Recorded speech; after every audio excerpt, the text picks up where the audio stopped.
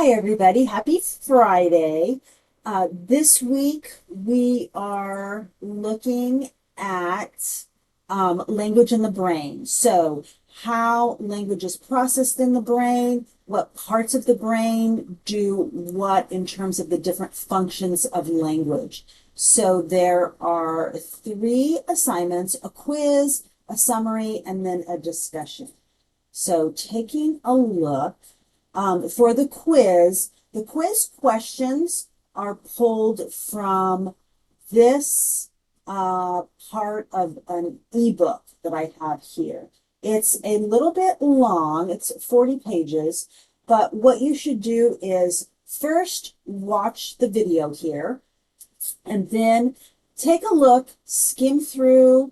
You don't need to read it very carefully, but just first skim through the chapter and then have it open at the same time that you are taking the quiz. You should see the questions of the quiz in the same order that the information is laid out in the chapter. Okay, and then the next assignment is about something called aphasia. This is a very specific type of language disorder. It's something that someone gets from an injury or an illness. It's not something that people are born with. It's very common for stroke patients to suffer from aphasia. So first, there are a couple of shorter videos that I'd like you to watch that talk about the different parts of the brain. Wernicke's area and Broca's area, and then where they're located in the brain and exactly what they do. Then I've got an article here that goes over some of this information. And finally, I really want you to watch these videos that are down at the bottom. These are two different patients who are suffering from the two different types of aphasia. And it's really interesting to see how they respond to questions. So once you have an idea about what the different parts of the brain do, and then you can see how that manifests when those parts of the brain are damaged.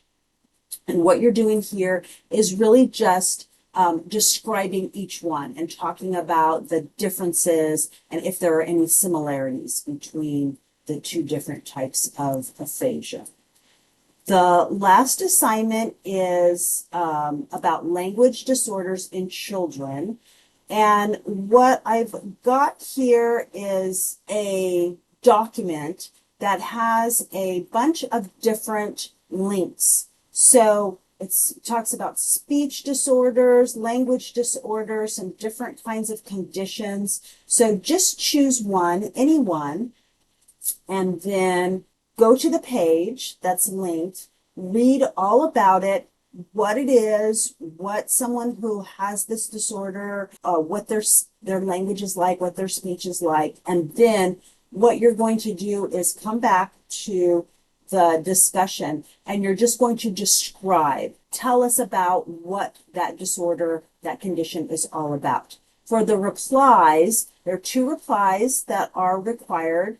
And what you should do is to look through the discussion, find someone who wrote about a different speech disorder or condition than you chose for your original reply.